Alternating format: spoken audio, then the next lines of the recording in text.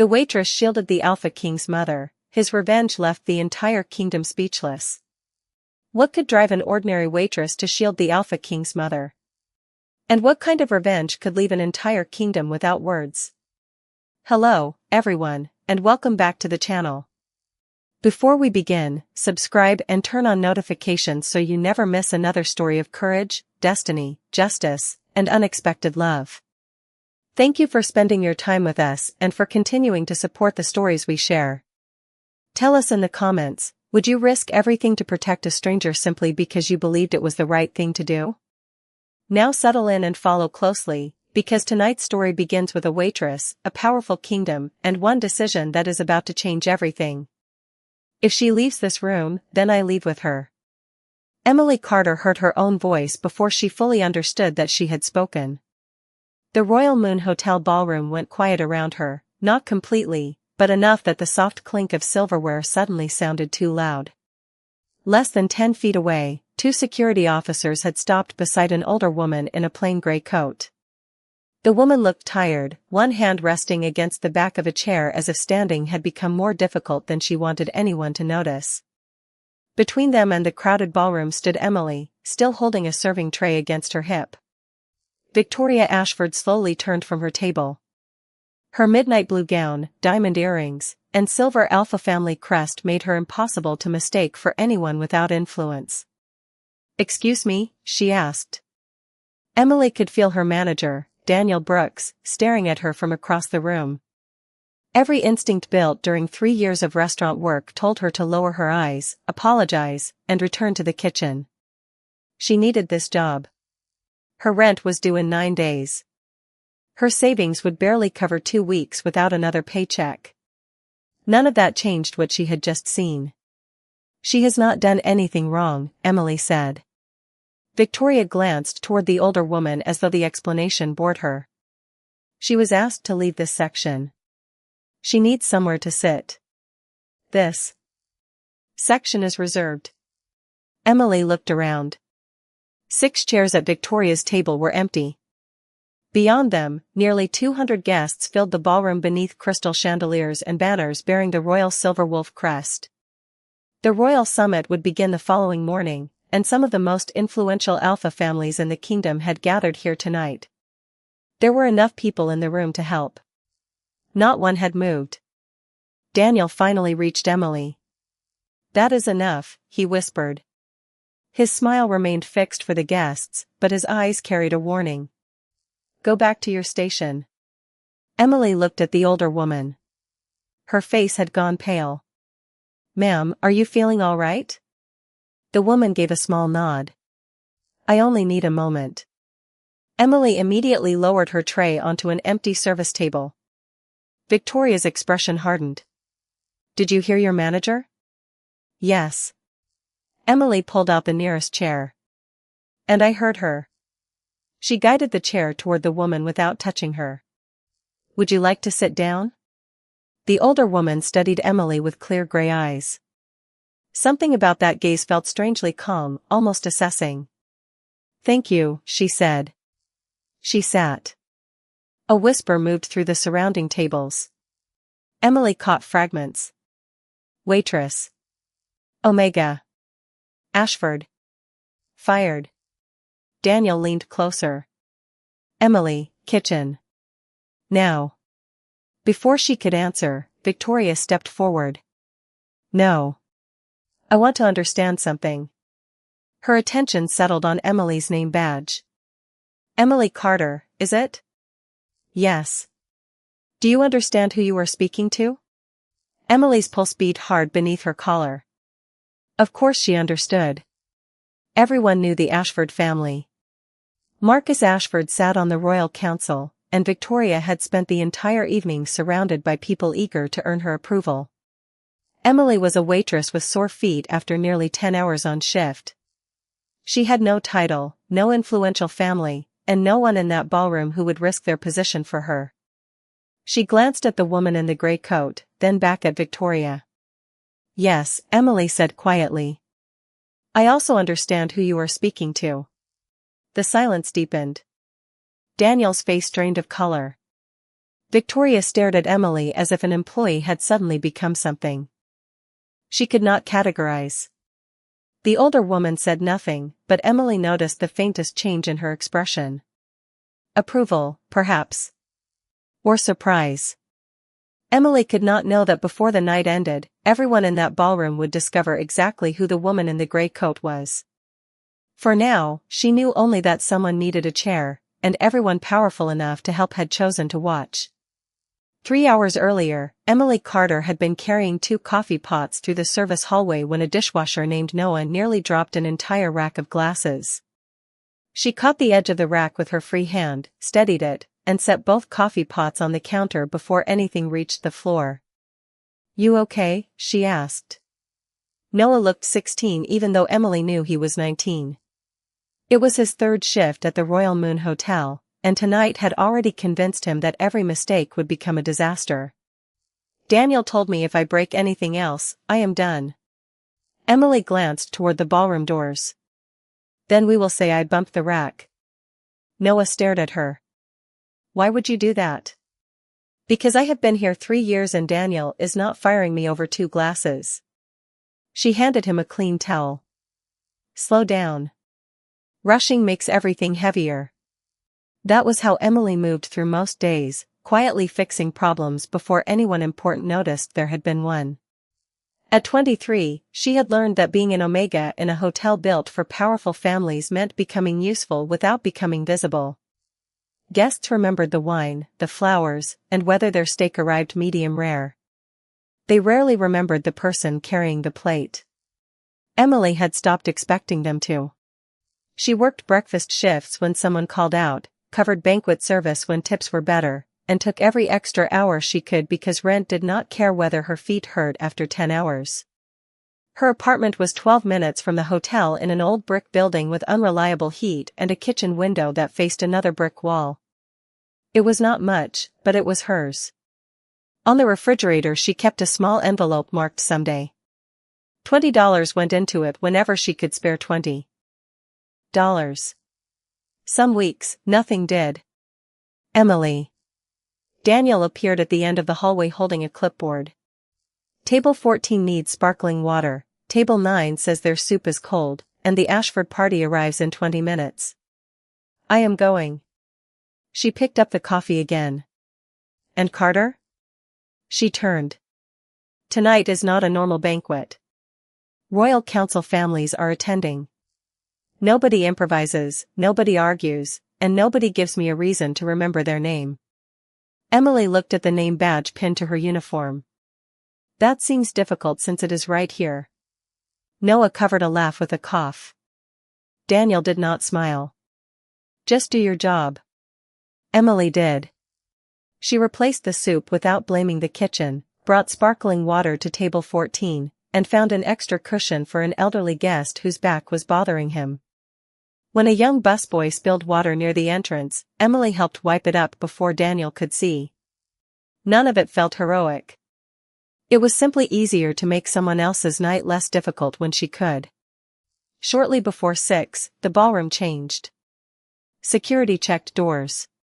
Fresh arrangements of white roses appeared on the council tables. Staff members straightened their uniforms whenever someone wearing an Alpha family crest passed nearby. Emily watched the transformation while balancing a tray of glasses. Power had a strange effect on people. It made some stand taller and others disappear. She had become very good at disappearing. Then, just before the first council guests arrived, Emily noticed an older woman enter alone through the hotel lobby. She wore a plain gray coat dusted with melting snow and carried no visible insignia. No security escort followed her. No manager rushed forward to welcome her. She simply paused near the ballroom entrance and looked around as though searching for somewhere to sit. 3 employees passed without stopping. Emily shifted the tray to her other hand and walked toward her. "Good evening, ma'am," she said. "Can I help you find something?" The woman's clear gray eyes settled on Emily, and a gentle smile appeared. "Perhaps you can. I seem to have arrived earlier than everyone expected." The woman in the gray coat gave her name only as Eleanor, and Emily did not ask for anything more. At the Royal Moon Hotel, names often came with titles, family crests, and expectations, but Eleanor seemed almost relieved when Emily simply offered her a glass of water and pointed out a quiet table near the ballroom windows. "You are preparing for quite an evening," Eleanor said, watching employees move beneath the crystal chandeliers. Emily followed her gaze. White roses lined the long tables, silver place cards marked the seats of council families, and banners bearing the royal wolf crest hung nearly 20 feet above the polished floor. "The royal summit begins tomorrow," Emily said. "Tonight is the welcome banquet. And everyone attending is important?" There was something amused in Eleanor's voice. Emily smiled. "According to the seating chart, some are more important than others." Eleanor laughed softly. Before she could answer, Daniel hurried past and spotted Emily standing still. His expression tightened immediately. "Table 12 needs service." "I will be right there." Daniel glanced at Eleanor, saw no crest, and continued walking without greeting her. Emily noticed Eleanor noticed that. "Your manager seems busy," Eleanor said. "Tonight makes everyone nervous." Emily lifted her tray. "If you need anything, just wave." For the next hour, the ballroom filled with people whose arrival changed the behavior of everyone around them. Alpha families entered through the main doors while staff members stepped aside. Council representatives were greeted by name. Marcus Ashford arrived with 3 aides and received Daniel's brightest smile before his coat was even removed. His daughter Victoria followed several minutes later, wearing midnight blue and carrying herself with the certainty of someone who had never needed to wonder whether a room would make space for her. Emily had served Victoria twice before. Both times, Victoria had spoken to her without once looking directly at her face. Tonight was no different.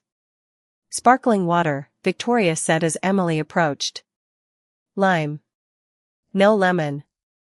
"Of course." At the neighboring table, Emily heard 2 council guests discussing the summit. The Ashford family wanted greater control over trade appointments, and Marcus had apparently spent months building support. Another guest mentioned that Victoria would make a politically suitable match for the Alpha King. Emily kept her expression neutral and continued pouring water. Palace rumors were common during royal events, and employees who repeated them rarely remained employees for long. What interested Emily more was the way rank changed the room. When Marcus spoke, people leaned closer. When Victoria shifted in her chair, staff appeared before she raised a hand. Meanwhile, a busboy named Tyler struggled with a heavy tray less than 6 feet away, and nobody noticed until Emily quietly took half the plates from him. "Thanks," he whispered. "Kitchen first," she said. "I will take the rest." She turned and saw Eleanor watching from across the ballroom. The older woman smiled, not broadly, just enough for Emily to know she had seen. Later, Emily brought Eleanor hot tea. "You have been on your feet since I arrived," Eleanor said. "Almost 10 hours. Does anyone ever tell you to sit down?" "Usually only when my shift is over." Eleanor studied her for a moment. "And do people here always treat omegas as though they are part of the furniture?" Emily nearly dropped the teaspoon. Most guests avoided saying the quiet part aloud. "Not everyone." That was diplomatic. Diplomacy helps with tips. Eleanor smiled again, but her eyes remained thoughtful. Before either could continue, Daniel approached quickly. "Emily, we need this table." He gestured toward Eleanor's table. "The Ashford party has expanded. Council guests are arriving early." Emily looked around. Several other tables had empty seats. "There are open places near the east wall." Daniel lowered his voice. "Those are assigned." "Move her." Eleanor heard him. She calmly lifted her tea. "I can move if necessary." Emily looked toward Victoria, who was already watching them. Then she looked at the 6 empty chairs surrounding Victoria's reserved section. Something about the situation felt wrong. Not complicated. Not political. Simply wrong. "Let me find another comfortable table first," Emily said. Daniel's expression sharpened. Do not make this difficult. Across the room, Victoria stood and began walking toward them. Eleanor placed her cup carefully on its saucer. I believe, she said quietly, we are about to discover exactly how important that seating chart really is. Victoria stopped beside Eleanor's table and looked first at the older woman, then at Emily, as if deciding which inconvenience should be handled first. This section is reserved for Royal Council guests, she said. Eleanor glanced at the place settings surrounding her. I was told this table was available when I arrived. Victoria's eyes moved to Emily. By whom? Emily kept her tray balanced against her palm. I seated her here because the table was empty. Then you made a mistake. Daniel stepped in immediately. Miss Ashford, I apologize. We will correct it. Eleanor began to rise, but the moment she placed weight on her feet, Emily noticed her hand tighten around the chair. The color had faded slightly from her face. Please sit for another minute, Emily said. Eleanor looked at her. I will be fine. You look lightheaded. Victoria exhaled impatiently. There are seats in the lobby. Emily glanced toward the lobby doors nearly 80 feet away, then back at Eleanor. She should not have to walk that far until she feels steady. Daniel lowered his voice. Emily. She knew that tone. It meant stop before this becomes expensive. Around them, conversations continued, but nearby guests had begun listening. Marcus Ashford stood across the ballroom speaking with council representatives, apparently unaware of the confrontation. Victoria folded her hands. I am expecting people whose presence matters to tomorrow's summit. Eleanor's expression changed almost imperceptibly. And mine does not? Victoria hesitated, perhaps hearing how the sentence sounded, but pride won before caution could. I am saying this table is not for people without council authorization. Emily felt heat rise beneath her collar. She had heard variations of the same sentence her entire working life. This entrance was not for staff. This elevator was not for Omegas during events. This room was not for people without the right badge. Usually she swallowed the irritation because swallowing things kept the rent paid. But Eleanor was not asking for privilege. She was asking for enough time to stop feeling faint. I can bring another chair here, Emily offered. That solves everything. Victoria looked at her as if Emily had deliberately missed the point. The point is that I asked for this area cleared. There are 6 empty chairs. Daniel's head snapped toward Emily. That is enough. Eleanor looked between them. Young lady, you do not need to risk trouble for me. Emily met her gray eyes. I am bringing you water. She crossed to the nearest service station before Daniel could stop her, filled a glass, and returned. Eleanor accepted it with both hands. Thank you. Victoria's voice sharpened. Daniel, is this how your staff normally responds when a guest gives a reasonable instruction? Absolutely not. Daniel turned toward Emily. Go to the kitchen. I will handle this. Emily remained where she was. She needs a few minutes. And I said I will handle it. He signaled toward hotel security near the ballroom entrance. 2 officers began walking toward them. Emily's stomach tightened. She could already imagine tomorrow morning without a schedule, next week's paycheck missing, the envelope on her refrigerator emptied to cover rent. She could step away now. Eleanor was a stranger. Nobody would blame a waitress for obeying her manager. Nobody except Emily herself. One security officer stopped beside the table. Ma'am, we have been asked to escort you to the lobby. Eleanor placed her water down and started to stand again. Her balance shifted. Emily moved without thinking, positioning herself between Eleanor and the open aisle while pulling the chair closer behind her. Please sit down, she told Eleanor softly. Then she looked at the officers. She is not refusing to cooperate. She is not feeling well. Victoria stared at her. You are making a scene over someone who does not belong here. Emily's pulse hammered, but her voice remained level. She belongs wherever people are treated with basic respect. The nearest tables went quiet. Daniel whispered her name like a final warning. Emily knew she had crossed the line he had drawn for her. What she did not know was that Eleanor had drawn a very different line the moment she entered the hotel, and everyone in that ballroom was revealing exactly which side of it they stood on. Emily could feel every eye near the Ashford table settling on her, but the only person she watched was Eleanor. The older woman had taken another sip of water, and some color was returning to her face. That should have ended the problem. A few minutes of patience, a chair, and a glass of water were all anyone needed to offer. Instead, Victoria stepped closer. You have been given a direct instruction by your manager. Emily nodded. I heard him. Then follow it. Daniel moved between them before Emily could answer. Miss Ashford, I apologize. Emily will return to the kitchen immediately.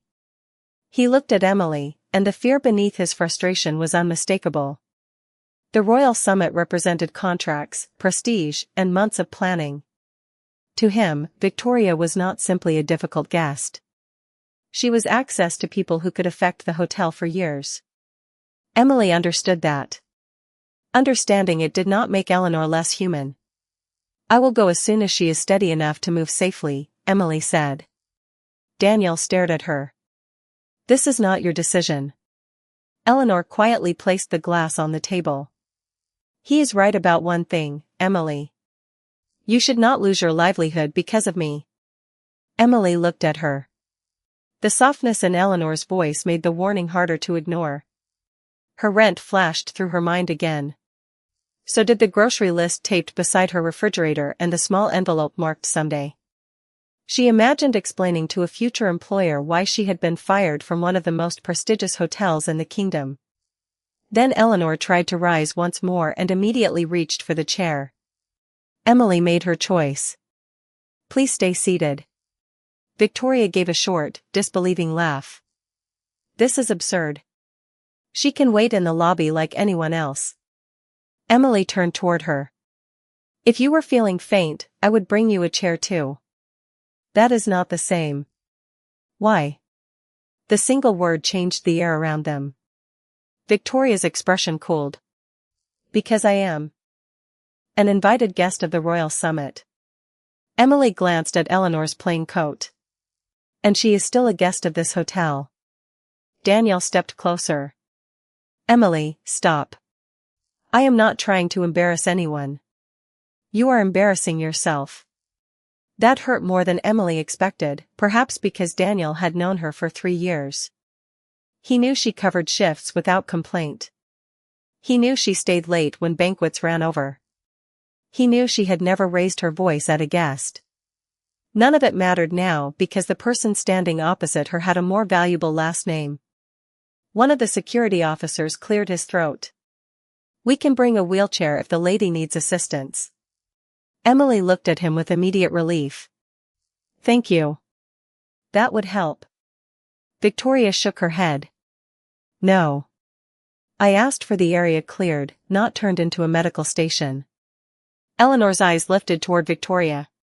For the first time, there was something almost regal in her stillness, though Emily had no reason to recognize it. You seem very certain that everyone in this room must arrange themselves around your wishes. Victoria stiffened. And you seem very comfortable creating trouble for people trying to help you. Emily saw Eleanor absorb the insult without reacting. That was enough. She set her serving tray down completely. Her hands were trembling now, so she folded them in front of her apron.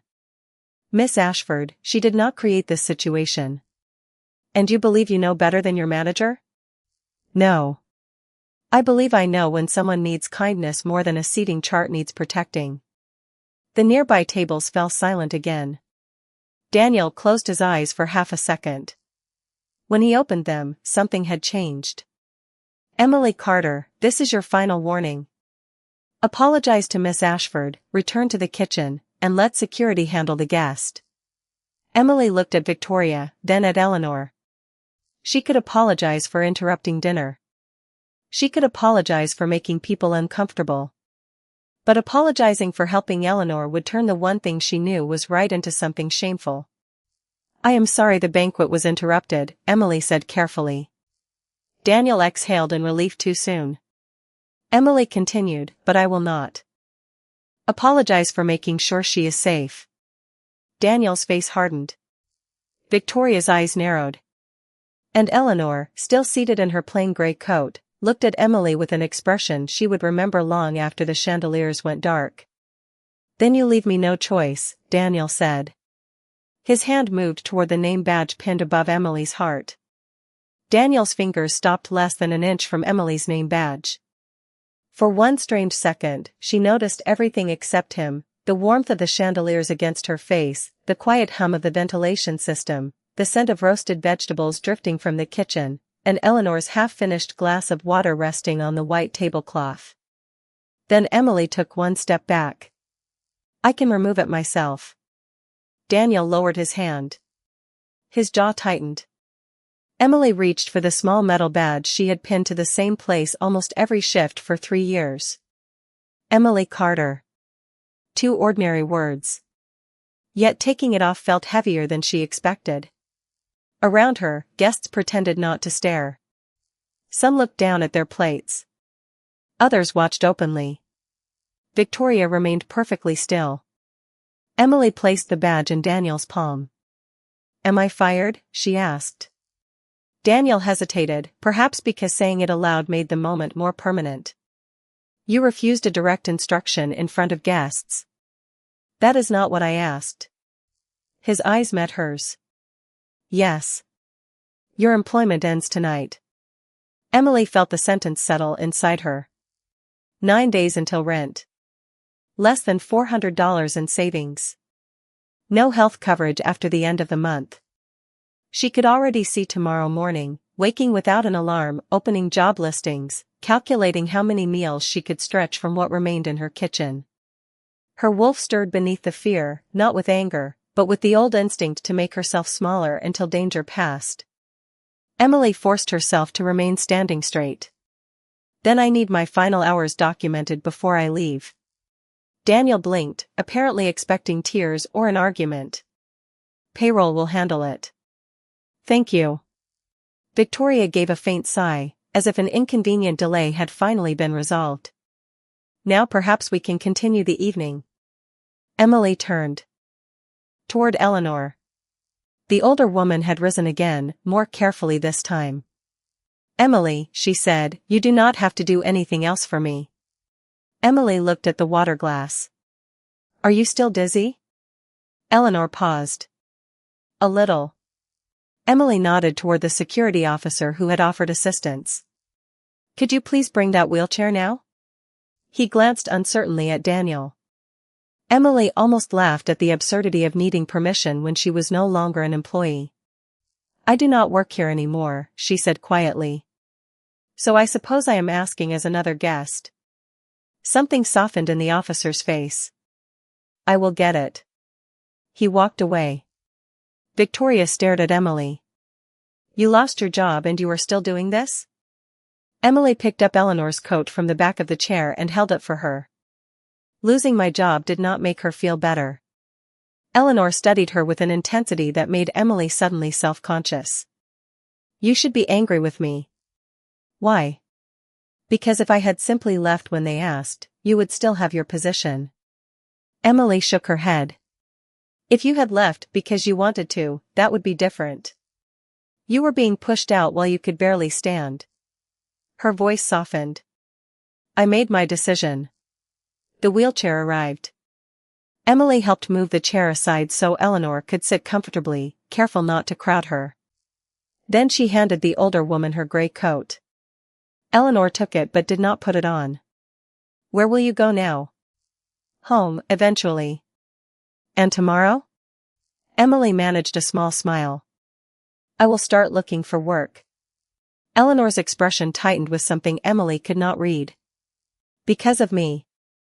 "No. Because I disagreed with my manager and accepted the consequence." Emily glanced toward Victoria. "There is a difference." For the first time, Victoria looked away. Daniel began directing staff back toward their stations, eager to make the disruption disappear. Within minutes, conversation slowly returned. Silverware touched plates. Music resumed. The ballroom was already trying to forget what had happened. Emily untied her apron and folded it over her arm. As she turned toward the service corridor, Eleanor called after her. "Emily." She stopped. "Why? Did you do it?" Emily looked back at the woman everyone else had measured by her plain coat and lack of a crest. "Because everyone kept waiting to find out whether you were important enough to deserve kindness." Eleanor became completely still. Emily continued, "I did not think that should matter." Somewhere beyond the ballroom doors, a deep ceremonial horn sounded once. Conversation stopped again. Daniel froze beside the service station. Victoria immediately straightened. Marcus Ashford turned toward the entrance. A second horn followed, announcing an arrival no one in the Royal Moon Hotel could ignore. Eleanor closed her eyes briefly, almost as if she recognized exactly who was coming. Then she looked at Emily and said softly, "It appears my son has finally arrived." For several seconds, Emily wondered if she had misunderstood. Eleanor had said the words so calmly that they seemed almost ordinary, yet the ceremonial horns beyond the ballroom doors belonged to only one arrival. Staff members immediately moved toward the walls. Council representatives rose from their tables. Marcus Ashford straightened his jacket while Victoria smoothed the front of her midnight blue gown and stepped away from Eleanor as though the last 20 minutes had never happened.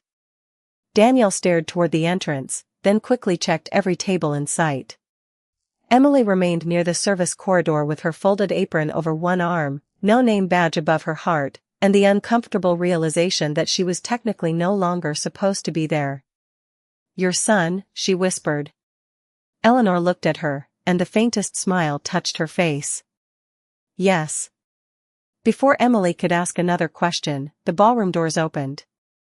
4 members of the Royal Guard entered first, dressed in formal charcoal uniforms bearing the silver wolf crest.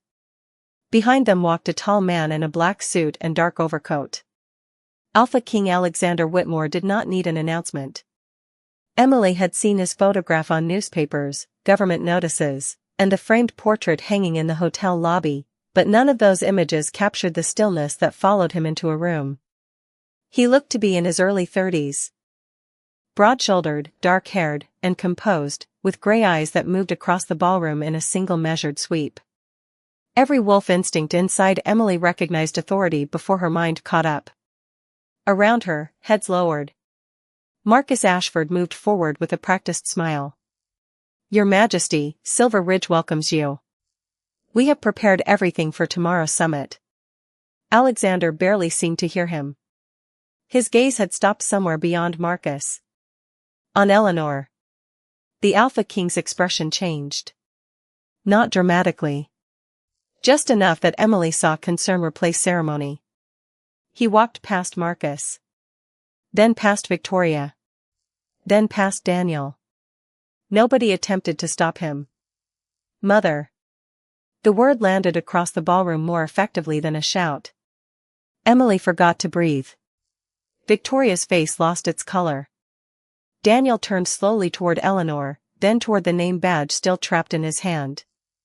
Eleanor remained seated in the wheelchair, holding her plain gray coat across her lap. "Alexander," she said, with the weary patience of a mother whose adult son had arrived later than expected. He crouched slightly beside her rather than making her stand. "Why are you in a wheelchair?" "Because I became lightheaded." His eyes sharpened. "Were you alone?" "Not entirely." Eleanor looked toward Emily. Alexander followed her gaze. Emily's first instinct was to step backward. She had spent years learning how to disappear around powerful alphas, and now the most powerful one in the kingdom was looking directly at her. His attention dropped briefly to the folded apron in her hands, then to the empty place where her name badge had been. "Who is she?" he asked. Eleanor answered before anyone else could. "The young woman who noticed I needed help when everyone else was more concerned with where I was sitting." The silence became absolute. Daniel opened his mouth. Your Majesty, there has been a misunderstanding. Alexander stood. He did not look at Daniel yet. Mother, were you treated by the hotel physician? No physician was necessary. I needed water and a place to sit. And you received them? Eleanor's eyes returned to Emily. From her. Alexander looked at Emily again. Thank you. The simplicity of it unsettled her more than anger would have. I only brought her water, Your Majesty. My mother suggests otherwise. Victoria stepped forward carefully. Your Majesty, I believe the situation may sound more serious than it was. We were reorganizing seating for council guests, and your mother did not identify herself. Eleanor turned her head. Would that have changed how you treated me? Victoria went still. Emily felt the question move through the room. Alexander finally looked at Victoria. His voice remained quiet. I would also like to hear the answer. Victoria swallowed. Of course it would have. Alexander's expression did not change. That is precisely the problem. No one spoke. Then his gaze shifted to the metal badge in Daniel's hand. Why are you holding her name? Daniel looked down as though he had forgotten it was there. Emily's stomach tightened. Alexander waited. Daniel seemed to understand that silence was no longer protection. Her employment was terminated this evening. The Alpha King looked from Daniel to Emily. For helping my mother? Daniel's face went pale. For refusing a management instruction. Alexander said nothing for several long seconds. Then he turned toward the head of his guard. Secure the hotel's security recordings from the last 4 hours. No files are to be altered or removed. Marcus Ashford stepped forward. Your Majesty, surely this can be resolved privately. Alexander looked at him. It will be resolved fairly. Emily expected satisfaction to rise inside her. Instead, she felt something quieter. The strange relief of finally seeing someone powerful ask what had actually happened. Alexander returned his attention to her. Miss Carter, please do not leave yet. Emily stiffened at hearing her name from him. I no longer work here. I know. His gray eyes held hers. That is why I am asking, not ordering. Emily stayed. Not because an Alpha King had asked her to, and certainly not because the ballroom had suddenly decided she mattered, but because Eleanor was still sitting beside her with tired eyes and a glass of water only half finished. Alexander seemed to understand that distinction. He did not. Summon Emily closer or ask her to stand before the council families. Instead, he pulled an empty chair several feet from his mother and waited while one of the royal guard quietly contacted hotel security. Daniel remained near the service station, holding Emily's name badge so tightly that its metal edge pressed into his palm. Victoria had returned to her father's side. Marcus whispered something to her, but she kept her gaze fixed on the floor. Emily, Eleanor said softly, you may sit now. Emily almost smiled. I think I have forgotten how. Eleanor gave a quiet laugh. The sound loosened something in the room, though not enough to make anyone comfortable. Alexander looked toward Emily. My mother said she became lightheaded. Tell me what you saw. Emily hesitated. Every person who had ignored her earlier was listening now. That alone made speaking feel dangerous. She looked pale when she tried to stand, Emily said. Her balance was not steady. I asked her to stay seated and brought water. What happened after that? Emily glanced toward Daniel. The table was needed for council guests. Alexander did not follow her gaze. And? Miss Ashford wanted the area cleared. Victoria raised her head. That makes it sound as if I ordered an ill woman into the street. Emily turned toward her. I did not say that. Victoria stopped.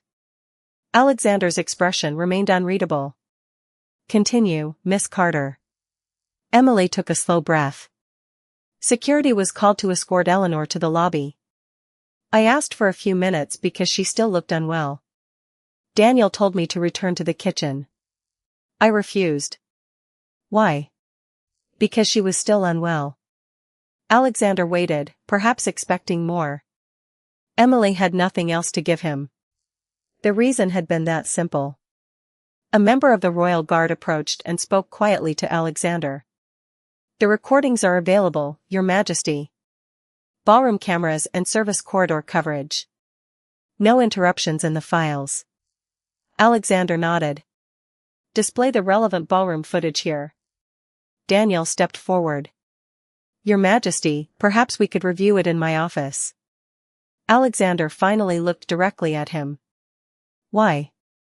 Daniel's mouth opened, then closed. Privacy. Whose? The question was quiet. Daniel had no answer. A large presentation screen used for summit announcements lowered near the front of the ballroom. Emily felt her stomach turn. She did not want to watch herself lose her job again. She especially did not want 200 strangers watching it with her. Alexander noticed her discomfort. Miss Carter, you may step outside while this is reviewed. Emily looked at Eleanor. Will you be all right? My son is excessively attentive when worried. Alexander glanced at his mother. I learned from you. Eleanor smiled.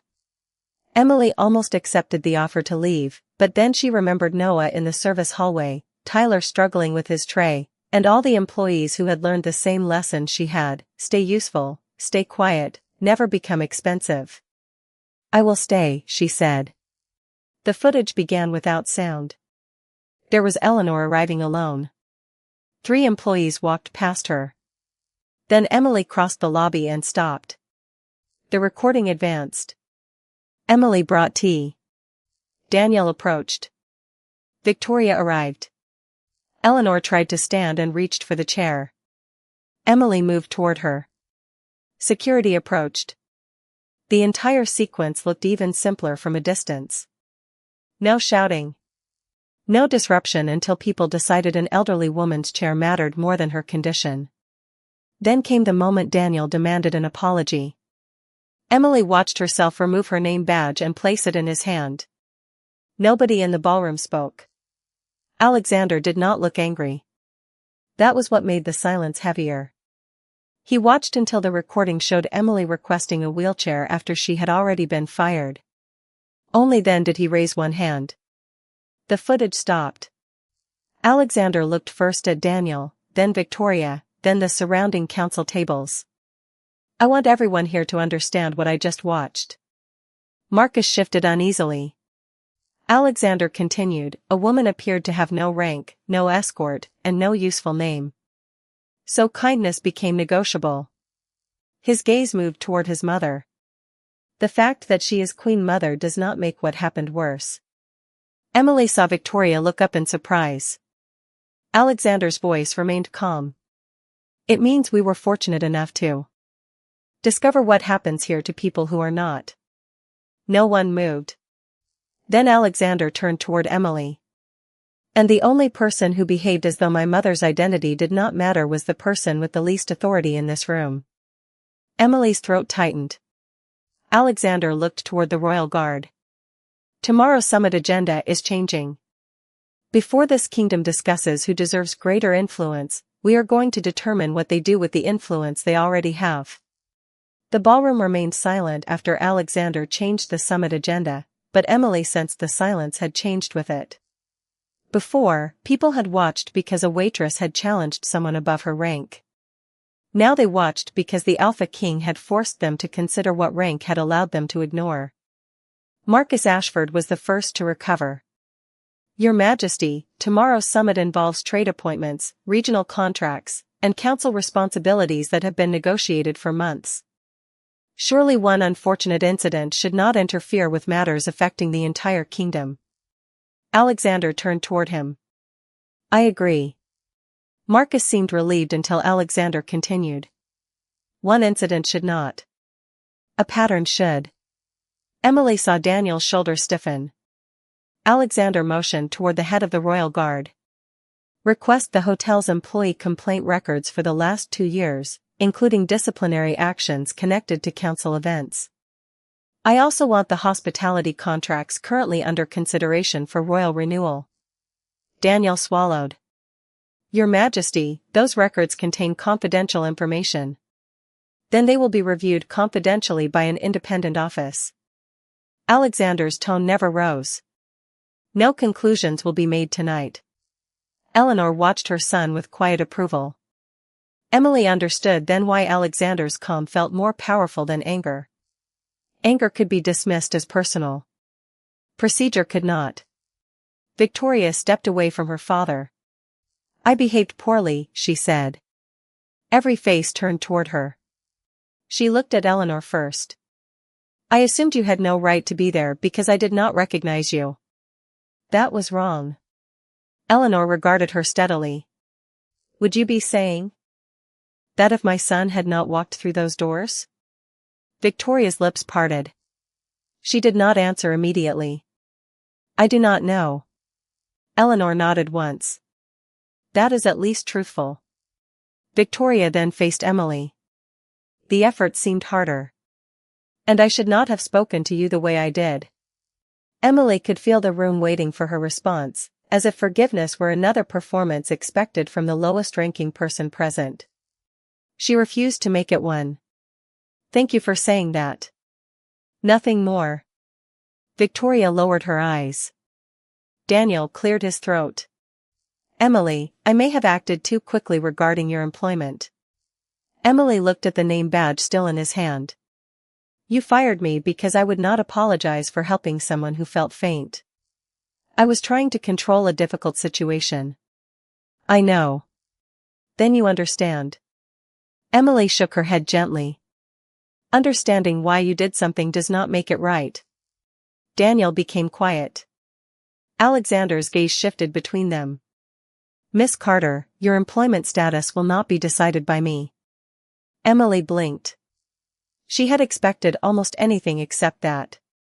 The hotel employs you, not the crown, he continued. But any action taken against an employee during a royal event can be reviewed if it involves discriminatory treatment or misuse of council influence. You will receive the wages you are owed regardless of the outcome. Emily nodded slowly. That is fair. A faint expression crossed Alexander's face, almost surprise. You are not asking to be reinstated? I have not decided whether I want to come back. Daniel stared at her. Earlier that evening, Emily would have been terrified to say those words. Now they simply felt true. Alexander inclined his head. Then no one will decide for you. Eleanor smiled into her water glass. Marcus stepped forward again. If we are finished discussing personnel matters, perhaps we should allow the banquet to continue. Alexander looked around the ballroom. White roses gleamed beneath the chandeliers. Silver place cards marked the seats of families who had spent months competing for influence. The banquet may continue, he said. But tomorrow, every council family seeking expanded authority will disclose its business relationships with Royal Moon Properties and regional hospitality contracts. Those records will be reviewed before any new appointments are considered. Marcus's expression tightened. Including existing council families? Especially existing council families. A murmur traveled through the room. Emily saw several guests exchange uneasy glances. Suddenly, the evening was no longer about one chair. Eleanor reached for Emily's hand but stopped before touching it, leaving the choice to her. Emily closed the distance herself. Eleanor's fingers were warm now. You see, she murmured, sometimes one person refusing to move reveals exactly what everyone else has been standing on. Emily looked toward Alexander. He was speaking quietly with the royal guard when he suddenly paused. His gray eyes found hers across the ballroom. Something unfamiliar stirred beneath Emily's ribs, subtle but unmistakable, and her wolf became strangely still. Alexander's expression changed by only a fraction, yet she knew he had felt something too. Neither of them spoke. Neither understood it yet. But Eleanor, watching both of them, slowly smiled. Emily told herself the strange stillness inside her meant nothing. Too much had happened too quickly, and exhaustion could make ordinary sensations feel important. Yet when Alexander looked away, her wolf seemed to follow his attention as naturally as a compass finding north. Emily tightened her fingers around the folded apron. This was not the time to wonder about an alpha king. She had no job, tomorrow's rent calculations had not disappeared, and half the ballroom was still pretending not to watch her. Eleanor noticed her expression. "You look as though you are trying to solve something." "I am trying to decide whether tonight actually happened." Eleanor smiled. "That may take until morning." A hotel medic arrived at Alexander's request and checked Eleanor's blood pressure, pulse, and blood sugar. After several minutes, he confirmed that she appeared stable but recommended rest, fluids, and a proper meal. Emily felt tension leave her shoulders. Alexander noticed. "You were worried about her." Emily looked at him. She nearly lost her balance twice. Most people in this room were more worried about tomorrow's seating arrangements. His voice carried no accusation toward her, but Emily still felt uncomfortable being singled out. "I was closest." "You were not."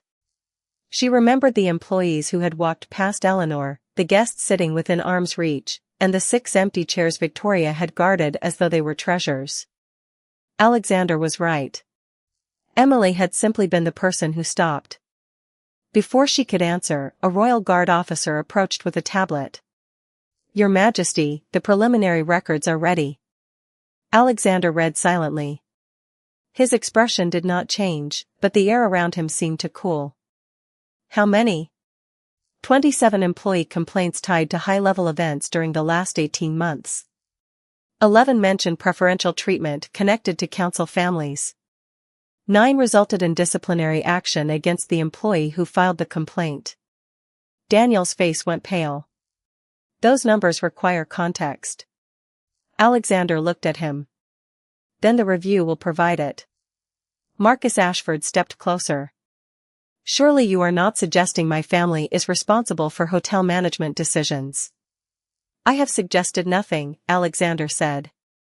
"That is why evidence is being reviewed before judgment." He handed the tablet back. "Effective tomorrow morning, all pending royal hospitality contracts connected to this property will be paused until the independent review is complete." A murmur rolled across the ballroom. Marcus stiffened. That could affect millions of dollars in regional business. Then everyone involved should appreciate the importance of accurate records. Victoria looked toward her father. For the first time that evening, Emily saw uncertainty rather than entitlement in her face. Alexander continued. "Council expansion requests will also be postponed until conflict of interest disclosures are completed." Marcus's voice dropped. "This is an extraordinary response to a seating dispute." Alexander's gray eyes settled on him. This stopped being about a chair when the records showed employees may have been punished repeatedly for objecting to preferential treatment. The room fell silent again. Emily understood what Alexander was doing. He was not punishing people because his mother had been embarrassed. He was refusing to let his mother's identity become the only reason anyone cared. Eleanor seemed to understand too. "Alexander." He turned toward her. "Do not forget the person who brought this to light." Emily immediately shook her head. "I did not bring anything to light. I gave someone water." Eleanor's expression softened. "Exactly." Alexander walked toward Emily, stopping several feet away rather than crowding her. "Miss Carter, tomorrow an investigator will need your statement. You may provide it here, by telephone, or through an independent representative. The choice is yours." "I can come in." "You are not obligated to." "I know." She met his eyes. The strange pull returned, quieter but stronger now. Alexander's wolf seemed to surface behind his composed expression, not threatening, only suddenly alert. Emily's own wolf answered with a warmth she had never felt around another alpha. She broke eye contact first. "I should go home." Alexander nodded. "Of course." Eleanor reached for her gray coat. "Then I am leaving too."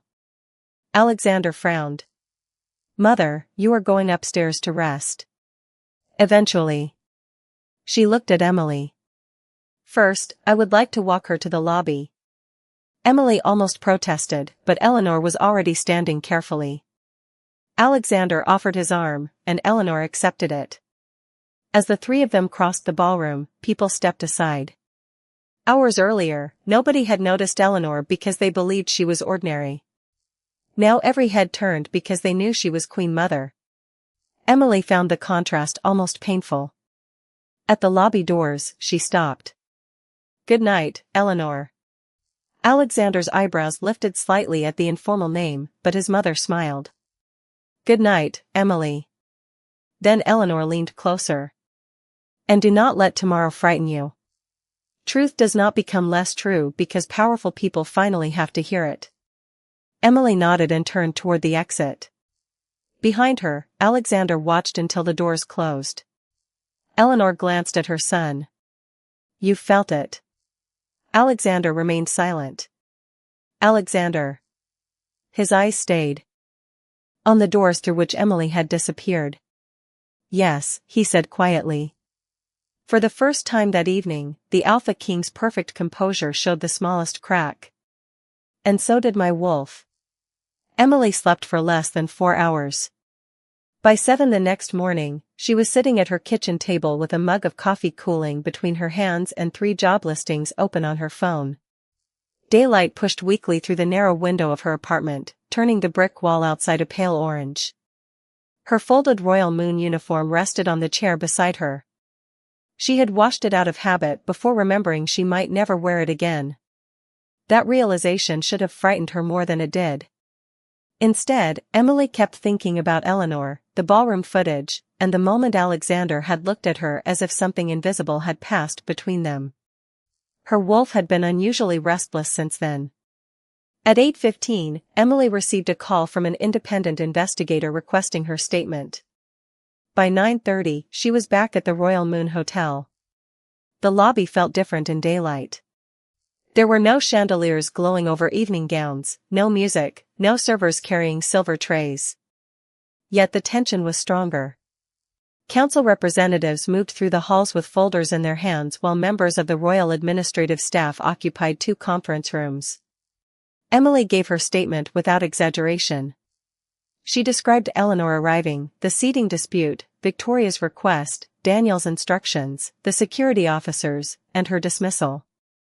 When the investigator asked whether anyone had threatened her, Emily said no. When asked whether Daniel had previously treated Omega employees differently during high-level events, she answered only with incidents she had personally witnessed. Nearly an hour later, she stepped into the hallway and found Noah waiting beside a vending machine. Emily. He hurried toward her. Are you okay? I am fine. Noah lowered his voice. They asked me questions too. Emily frowned. About last night? About Daniel. About council events. He glanced toward the conference rooms. I told them what happened when Rachel complained about being removed from a private dinner because one of the guests said an Omega server made him uncomfortable. Emily remembered Rachel. She had quit 2 weeks later. You told them the truth. Yeah. Noah looked nervous, but proud. Tyler did too. Something warm settled in Emily's chest. Perhaps the investigation would have happened eventually without her. Perhaps not. Either way, people who had spent months whispering in service hallways were finally being asked to speak where their answers could not be casually erased. A door opened farther down the corridor. Alexander stepped out with 2 advisors. He wore a dark suit without his ceremonial coat, and his expression carried the exhaustion of someone who had already been working for hours. His gaze found Emily almost immediately. That strange awareness moved through her again. Her wolf went quiet. Alexander dismissed his advisors with a few words and approached, stopping at a respectful distance. Miss Carter. Your Majesty. You gave your statement? Yes. Was the process fair? The question surprised her. It was. He nodded. Good. Emily glanced toward the conference room. What happens now? The evidence is reviewed. People respond to the allegations. Decisions follow what can be established. Not very dramatic. A faint smile touched his face. Justice usually involves more paperwork than legends admit. Emily smiled despite herself. Then his expression became serious. Preliminary records show enough inconsistencies to justify a full audit. Until it is completed, the Royal Moon Hotel will not host official Crown events, and pending hospitality contracts remain suspended. Marcus Ashford's request for expanded council authority has also been deferred because several financial relationships require disclosure. Emily absorbed the information. And Victoria? She will answer for her own conduct, not her father's. Emily appreciated that answer more than she expected. Alexander studied her for a moment. Daniel has offered to reinstate you. Her stomach tightened. Already? With back pay for the hours lost and a written apology. Did you order him to? Alexander's eyes held hers. No. Emily believed. Him. Then I will think about it. That is what I told him you would probably say. She raised an eyebrow. You told my former manager what I would say? I said you did not strike me as someone who enjoyed having decisions made for her. Emily almost laughed. That is safer. The silence between them changed. Not uncomfortable. Simply aware. Alexander's wolf seemed close beneath the surface, and Emily felt her own answer again. He noticed. There is something else, he said. Emily's pulse quickened. Before he could continue, Eleanor appeared at the far end of the hallway, walking steadily this time. Alexander, the council is waiting. Then she saw Emily and smiled. Good morning. You look better. Much. Apparently water, breakfast, and 8 hours of sleep are miraculous. Alexander glanced toward his mother. Eleanor's smile deepened. Do not let me interrupt. Emily looked between them. Interrupt what? Alexander was silent for half a second. Then he chose his words carefully. Something my wolf recognized last night. Emily's breath caught. The hallway seemed to narrow around them. Mine did too, she admitted. Alexander did not move closer. He did not claim her, touch her, or turn the moment into a royal declaration. He simply looked at her with the same restraint he had shown when asking her to remain the night before. Then when you are ready, he said, perhaps we should find out what it means. Emily realized she had expected power to feel like pressure. Standing before the Alpha King, she discovered that his most unsettling quality was the opposite. He was leaving the next step entirely to her. By noon, the royal summit no longer resembled the gathering Marcus Ashford had spent months preparing to influence. The ballroom tables remained dressed in white linen and silver, but the conversations had changed. Trade appointments were postponed. Contract presentations had been removed from the schedule.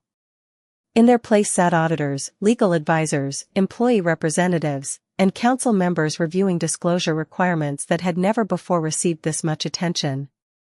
Emily watched from a quiet seat near the back because Eleanor had asked her to stay for the public portion of the proceedings. She still wore ordinary clothes, not a uniform, and for once nobody expected her to carry anything. Alexander stood at the front of the room.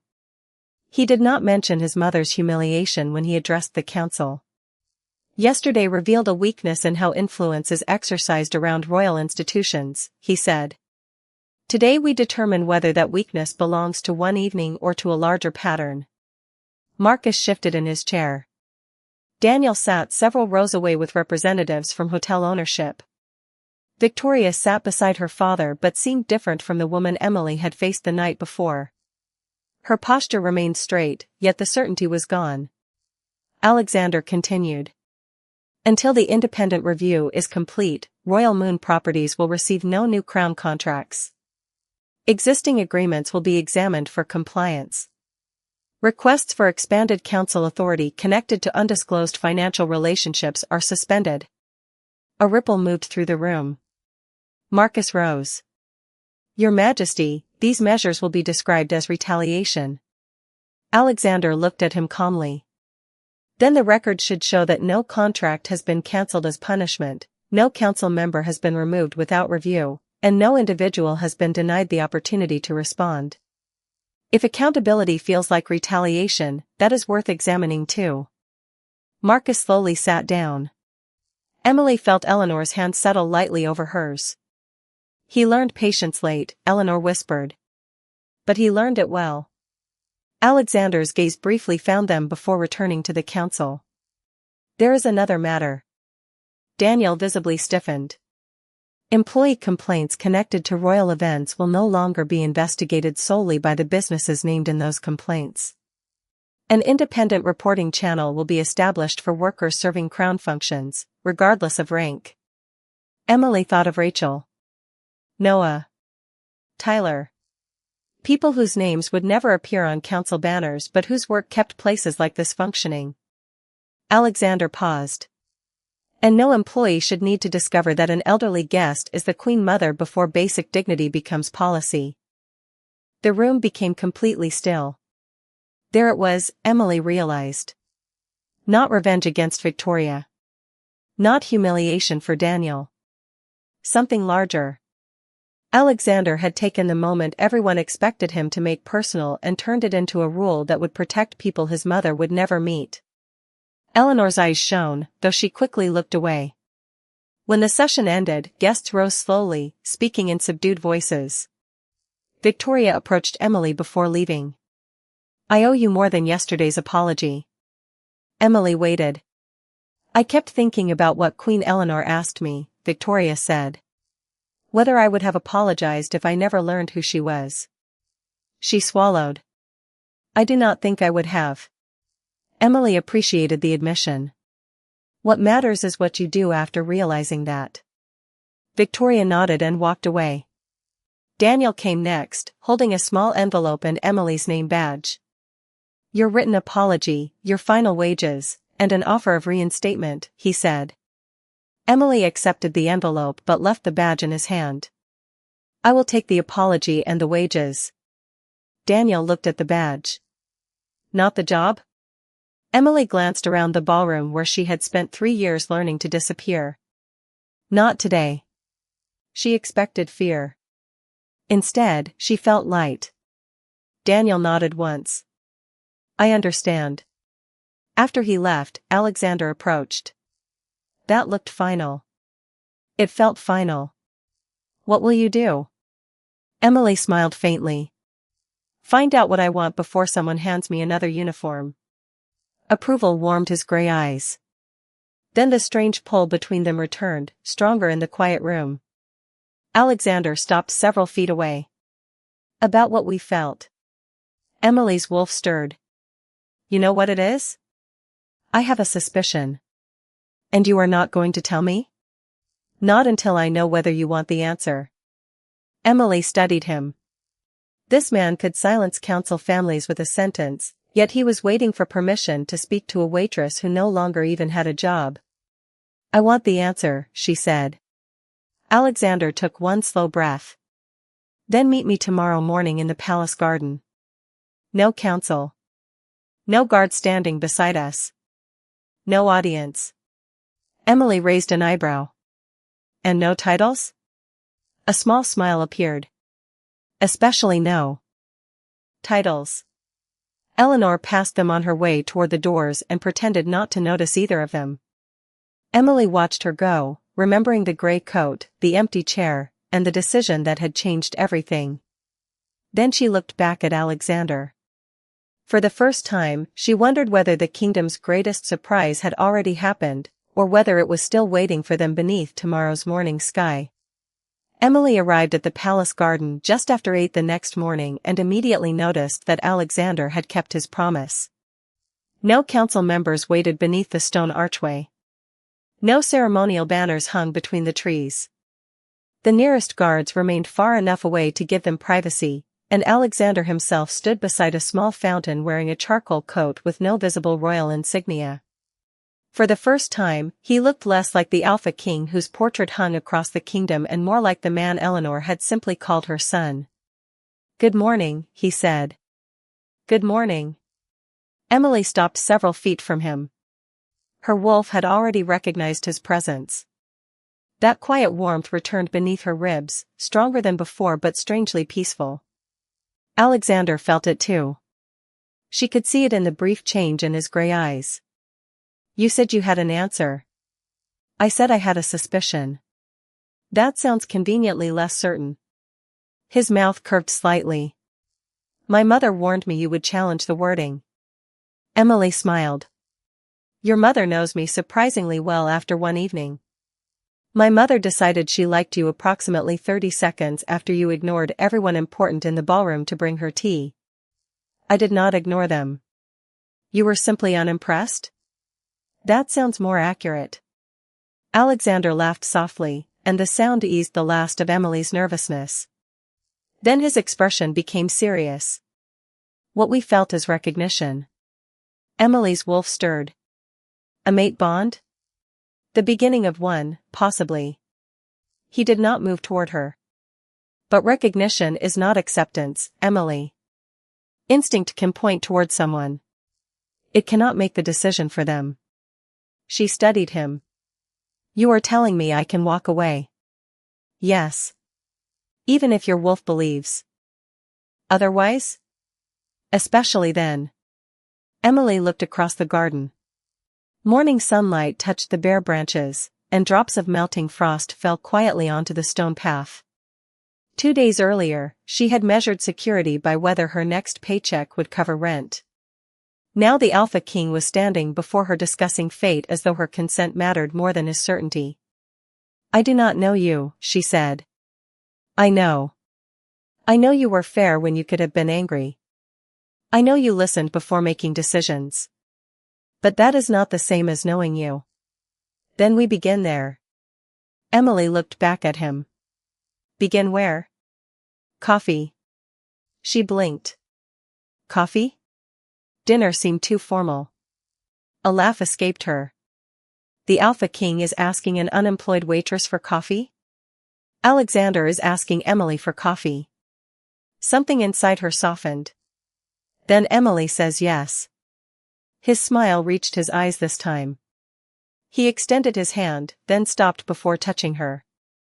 Emily understood the question without words. She placed her hand in his. The connection came gently, not like thunder or command, but like recognition settling into a place that had been waiting without her knowledge. Neither of them spoke for several seconds. Weeks later, the Independent Review confirmed repeated failures in how employee complaints had been handled at Royal Moon events. New reporting protections took effect across Crown functions, and council contracts became subject to stronger conflict disclosures. Marcus Ashford's expansion request remained suspended pending financial review. Victoria publicly supported the new standards without asking anyone to forget her own behavior. Daniel remained with the hotel under new oversight, while Emily chose not to return. Instead, she accepted a position with an independent hospitality advocacy office helping workers understand the protections created after the investigation. Eleanor visited often, usually without warning and occasionally still wearing the same gray coat. As for Alexander, he kept inviting Emily for coffee. Then breakfast. Then long walks where nobody discussed councils unless absolutely necessary. The kingdom eventually learned that something was growing. Between its Alpha King and the Omega waitress who had once stood between his mother and a room full of people too concerned with rank to notice she needed help. But Emily never allowed anyone to rewrite what happened. Alexander had not rescued her that night. She had already chosen what kind of person she would be before he entered the ballroom. His greatest act had been recognizing that truth instead of claiming credit for it. Months later, Eleanor asked Emily whether she regretted losing her job. Emily looked across the palace garden, where Alexander was waiting with 2 cups of coffee. "No," she said. "I thought that night cost me everything. It only cost me the place where I had learned to make myself invisible. Alexander handed her a cup as she approached. Ready? Emily glanced at his waiting hand, then slipped hers into it by choice. Yes. And somewhere beyond the garden walls, a kingdom that had once measured people by rank was still learning the lesson a waitress had understood before any of them: dignity should never depend on discovering who someone belongs to.